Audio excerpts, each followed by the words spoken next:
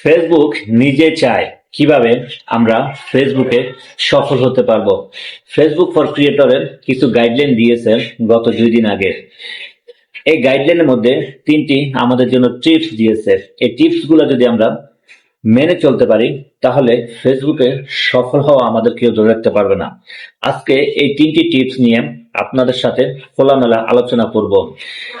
প্রত্যেকটা টিপস নিয়ে সুন্দরভাবে বুঝিয়ে বলবো এবং বাংলা অনুবাদ করে আপনাদেরকে দেখিয়ে দিব আসলে ফেসবুক কি বলতে চায়। অবশ্যই সম্পূর্ণ ভিডিওটি কন্টিনিউ করবেন। আমি স্ক্রিন রেকর্ডের মাধ্যমে দেখিয়ে দিচ্ছি। ভিডিওটি শেয়ার করে দিবেন এবং কমেন্টস করবেন। ধন্যবাদ।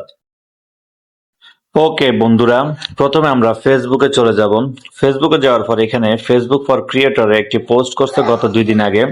এখানে একটি পোস্ট করছে, পোস্টের মধ্যে দেওয়া আছে আপনার 3টি আমাদের জন্য 3টি অপটিমাইজ, যেটা আমাদের জন্য খুবই ভালো হবে। ওনারা পোস্ট করছে কি কি করলে আমরা আমাদের পেজের ভিউ, রিচ, এঙ্গেজমেন্ট বাড়াতে পারবো। এখানে 3টি অপশন দেওয়া আছে, আপনারা দেখে নেবেন। If you want your content to show up to a large audience, try optimize in 3 specific ways. মানে 3টি উপায়ে আপনি আপনার ভিডিও বা কন্টেন্টকে আপনি গ্রো করতে পারবেন, মানে শো করতে পারবেন, এটাই বলা হয়েছে।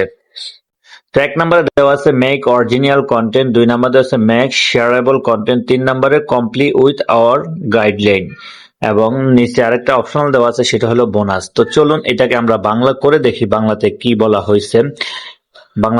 বাংলাটা পড়লে আমাদের সবার জন্য খুবই উপকার হয়। এখানে আমি ChatGPT থেকে এটা আমি বাংলা করে নিয়েছি।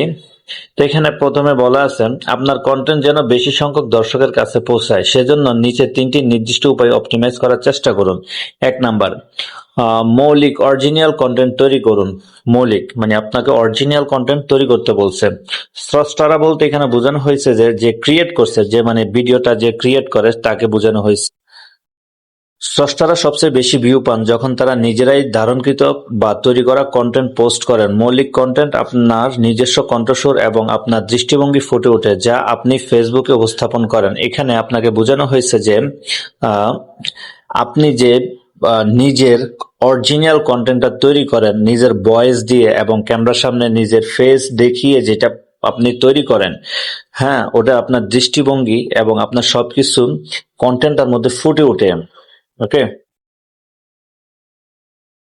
এখানে এটাই বোঝানো হয়েছে। 2 নাম্বার যেটা হলো শেয়ারযোগ্য কন্টেন্ট তৈরি করুন। এই ধরনের কন্টেন্ট অর্থবহ, আলাপ আলোচনার সৃষ্টি করে এবং আরো বেশি সম্পৃক্ততা বা এঙ্গেজমেন্ট আনে। এখানে বোঝানো হচ্ছে যে এমন কন্টেন্ট আপনাকে তৈরি করতে বলতেছে যেন অডিয়েন্সদের আকৃষ্ট করে এবং অডিয়েন্স বাধ্য হয় আপনার কন্টেন্টের মধ্যে কমেন্ট করতে এবং সেই কন্টেন্টটা শেয়ার করতে।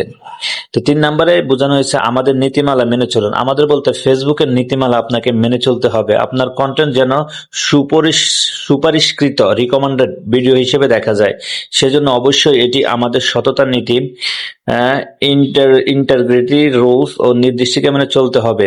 এই নির্দেশিকাগুলো উল্লেখ আছে কোন ধরনের কন্টেন্ট আমরা সুপারিশ করব বা করব না। এখানে বোঝানো হচ্ছে মানে ফেসবুকে যে গাইডলাইন আছে, যে নির্দেশিকা আছে, সেগুলো মেনে আপনাকে যে তৈরি করতে হবে যেন ফেসবুক নিজ থেকে আপনার ভিডিওগুলো ভাইরাল করতে পারে। যদি ফেসবুকের নির্দেশ আপনি না মেনে চলেন তাহলে ফেসবুক সে ভিডিওগুলো কখনো রিকমেন্ডেড করে না। এখানে এটাই বোঝানো হচ্ছে। বোনাস, যদি ভিডিও